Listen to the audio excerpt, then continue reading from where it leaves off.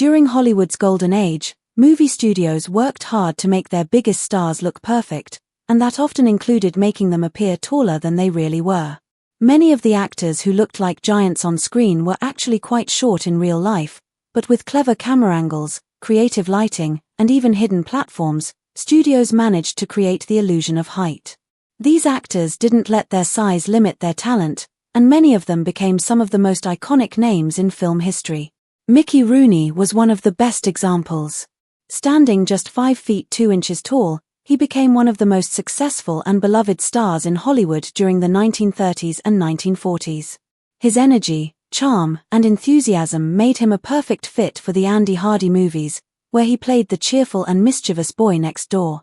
Even though he was already in his 20s, his small frame helped him convincingly play teenage roles. At first, his height worked in his favor, but as he grew older and wanted to take on more serious roles, the studio had to get creative. They gave him shoes with hidden lifts, used low camera angles, and sometimes placed him on platforms so he wouldn't look much shorter than his co-stars. They even used lighting tricks to make his shadow appear taller on the wall, giving audiences the illusion of greater height. Costume designers dressed him in vertical stripes and slim-fitting outfits that made him look taller and leaner. But Rooney wasn't embarrassed about his size. In fact, he learned to laugh about it and used it to his advantage. As he moved into comedy and more mature roles, he leaned into jokes about his height and showed that confidence mattered far more than stature. His career lasted more than 80 years, and he often said that while he wasn't tall, he stood among giants. Directors and co-stars admired him for his talent, passion, and the way he filled the screen with energy despite his small frame. Another great example was Edward G. Robinson. At just 5 feet 5 inches tall, he didn't fit the usual image of a Hollywood star. Born in Bucharest, he came to America as a boy who didn't speak English. He wasn't tall or conventionally handsome, but he had something even more powerful, an incredible voice and an intense presence. He spent hours practicing in front of mirrors, learning how to control every facial expression and tone of his voice until he could dominate a room. When he landed the role of Rico Bandello in the 1931 film Little Caesar, everything changed. Even though he had to look up at most of his co-stars, his commanding voice and sharp glare made him seem larger than life. Audiences completely forgot his height as they watched him transform into one of the most feared gangsters ever seen on screen. The studio was initially nervous and tried to exaggerate his height in publicity materials, claiming he was 5 feet 9 inches. They shot him from low angles and had taller actors slouch or sit down to make him look more dominant. But it didn't matter because Robinson's performance was unforgettable. The film became a massive hit during the Great Depression, earning over $1 million and making him one of the highest-paid actors in Hollywood. Robinson even earned script approval, a rare privilege only given to the biggest stars. Off-screen, he was just as impressive. During World War II, he risked his life performing for troops on the front lines and donated hundreds of thousands of dollars to fight fascism. He often joked that being 5 feet 5 inches made him a smaller target for the enemy, but behind the humor was real bravery. His size never limited him because his confidence and talent filled the screen more than height ever could. James Cagney was another actor who defied the idea that only tall men could be tough. At about 5 feet 5 inches tall, he became one of the most intense and electrifying stars of his time. Cagney made his mark in The Public Enemy, where he played a violent gangster whose ruthless behavior shocked audiences. One of the most famous scenes in movie history shows him smashing a grapefruit into a woman's face, a moment that cemented his image as a fierce and unpredictable man. Cagney's energy was so powerful that nobody cared about his height. His quick movements, fast speech, and emotional intensity made him seem larger than life. He once said that acting wasn't about size but about truth, and he proved it every time he stepped on screen. Even when surrounded by taller actors, Cagney's force of personality made him the center of attention. Off-screen, he was known to be calm, humble, and private, far different from his fiery on-screen characters. He even tried leaving Hollywood a few times because he disliked the studio system, but his immense popularity always brought him back. Then there was Humphrey Bogart, one of the most legendary names in film history. People often imagined him as a tall, tough hero, but in reality, He stood somewhere between 5 feet 6 inches and 5 feet 8 inches. Warner Brothers liked to claim he was 5 feet 10 inches, but the truth was a little different. Early in his career, when he played gangsters or supporting roles, his height didn't matter. But once he became a romantic leading man in films like Casablanca and The Maltese Falcon, the studio went to work hiding the difference. His co-star Ingrid Bergman was 5 feet 9 inches, which created a challenge for romantic scenes. To fix it, directors had Bogart stand on platforms, steps, or even boxes during close-ups, while Bergman was often shown sitting down. The camera crew used low angles and clever lighting to make him look taller and more powerful. Costume designers helped by giving him high-waisted suits with long lines that visually stretched his figure. But Bogart himself never seemed too bothered by his height. He focused instead on developing the world-weary, quietly strong persona that made him iconic. His slightly hunched posture and tilted head, which became his trademark look, also helped disguise any height differences when standing near taller actors. This subtle limitation may have shaped the very style that audiences came to love. Bogart didn't rely on movement or physical power. Instead, he used stillness, voice, and expression to dominate a scene. His strength came from presence, not posture. Studios carefully protected the illusion. Public photos were staged so that no one could easily compare heights, but ultimately, audiences didn't care. His charisma, voice, and quiet authority made him unforgettable. Another legendary performer, Sammy Davis Jr., stood only 5 feet 3 inches tall but had more talent and energy than almost anyone else in show business. He could sing, dance, act, and make people laugh, and his performances were so mesmerizing that fans barely noticed his height. As a black entertainer in an era of deep racial discrimination, he already faced huge challenges, and his short stature added another obstacle. But instead of letting that hold him back, Sammy turned himself into a powerhouse performer. He worked harder than anyone, mastering every skill until audiences couldn't look away. On stage, his boundless energy and dazzling footwork made him seem larger than life.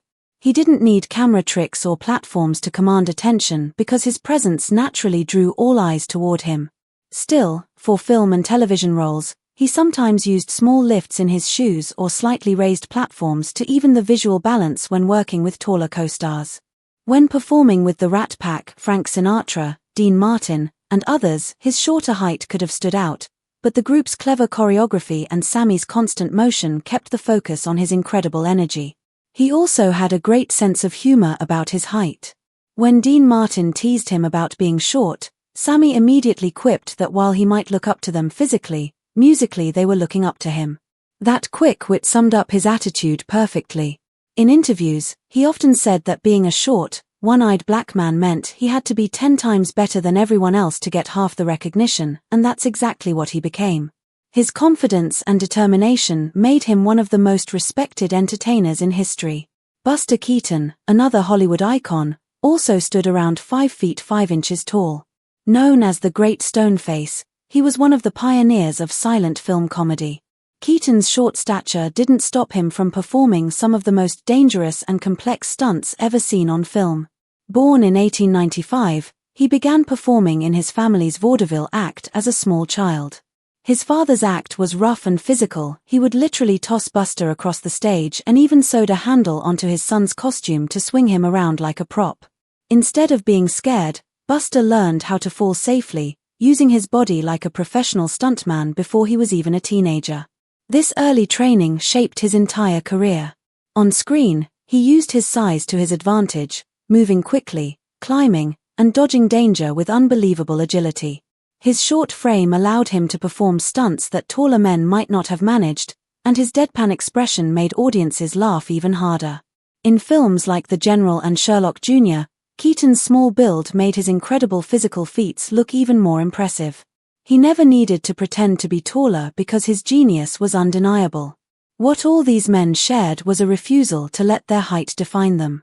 Hollywood may have tried to hide the truth with camera tricks and clever illusions, but the real secret to their success wasn't the magic of film, it was their confidence, talent, and ability to turn supposed weaknesses into strengths.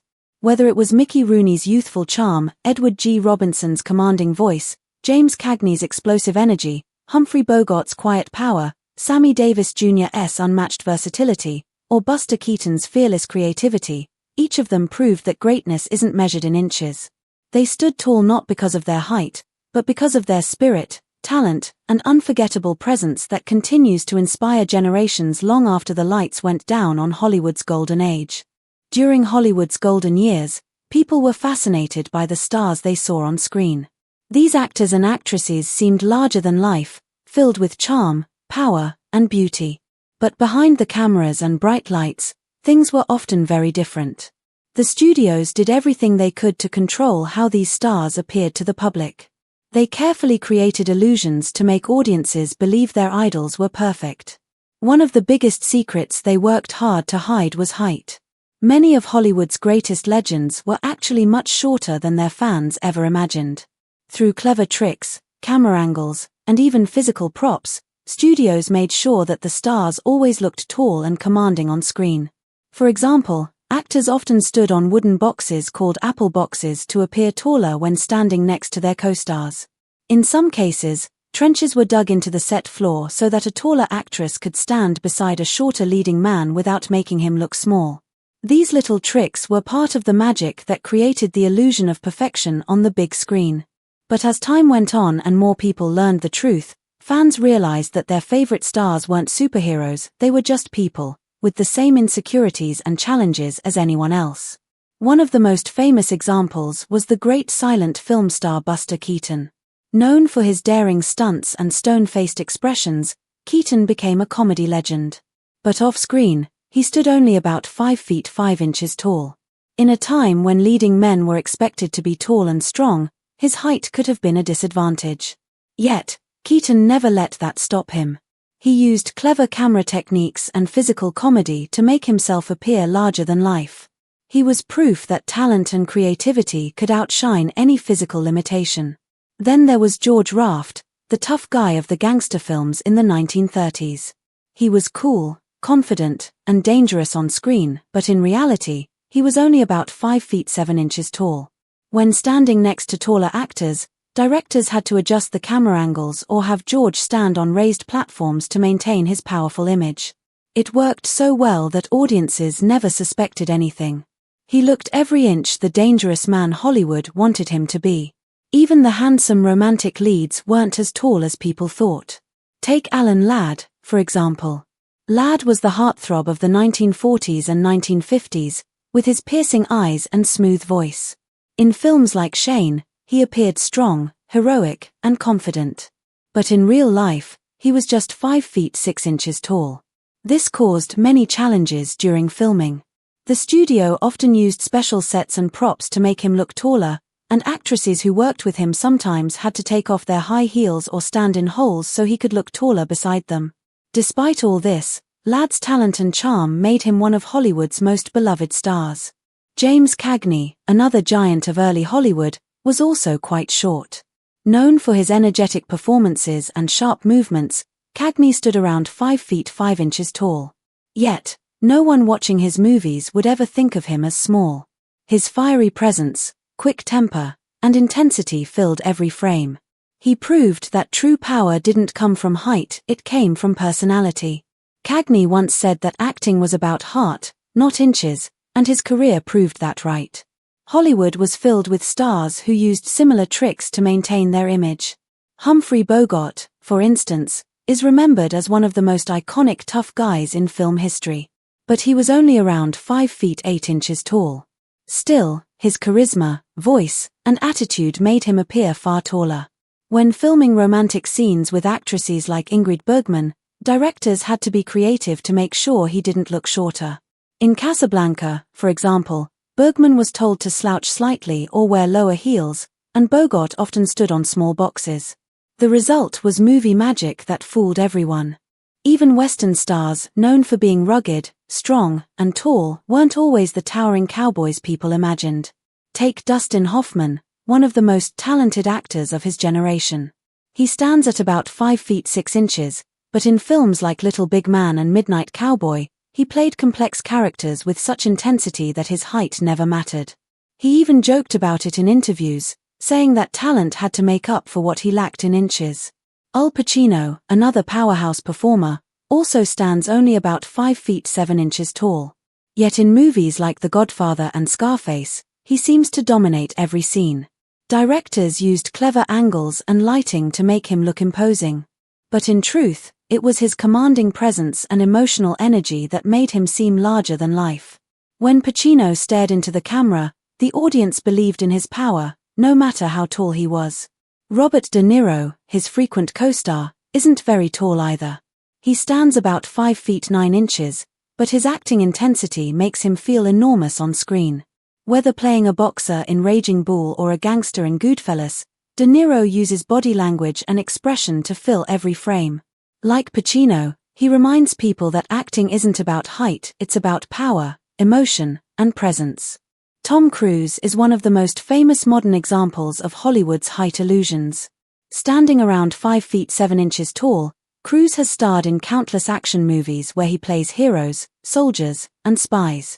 In films like Top Gun and Mission Impossible, directors use camera tricks, custom shoes, and special lenses to make him appear taller. His leading ladies are often asked to wear flat shoes or stand slightly behind him. Still, Cruise's fearless stunts and high energy have made him one of the biggest stars in the world.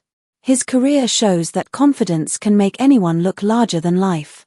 Even Sylvester Stallone, known for playing tough heroes like Rocky and Rambo, is shorter than fans might think. At around 5 feet 9 inches, Stallone worked hard to project strength and toughness. He trained constantly, built muscle, and perfected his fighting stance to appear powerful.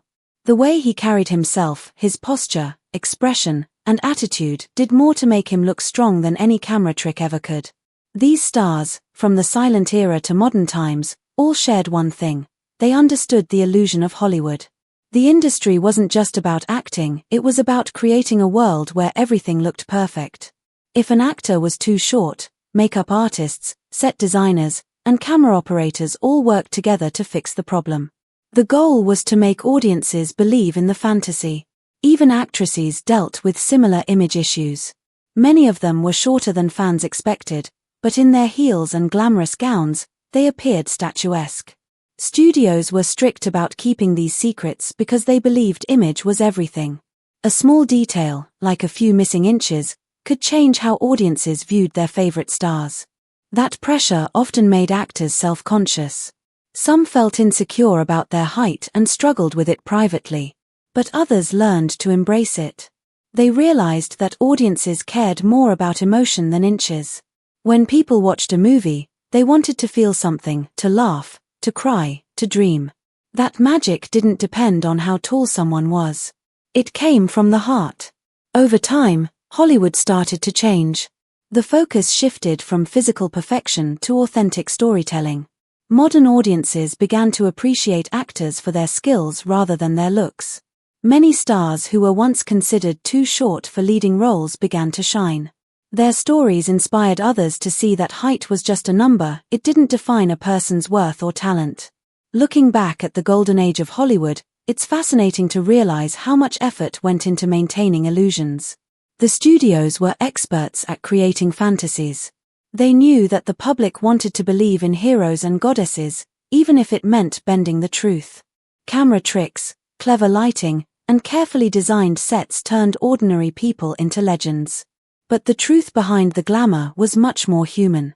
In the end, what truly made these stars shine wasn't their height or appearance, it was their spirit. Buster Keaton's daring stunts, James Cagney's fiery performances, Humphrey Bogart's cool confidence, and Alan Ladd's quiet strength, they all left their mark on history not because of how tall they stood, but because of how deeply they connected with audiences. Their legacy reminds us that greatness isn't measured in inches. It's measured in passion, creativity, and courage. These actors may have been shorter than their fans imagined, but on screen, they stood taller than anyone else. Their performances crossed generations, proving that Hollywood's true magic doesn't come from camera tricks, it comes from the human heart behind the performance. Even today, when we look back at those old black and white films or classic Technicolor scenes, we can see the illusion still working. The stars seem timeless, flawless, and grand. But knowing the truth doesn't ruin the magic, it makes it even more impressive. Because now we understand that behind every illusion was a person who worked hard to make us believe in it. And that, more than anything, is what makes the golden age of Hollywood so unforgettable.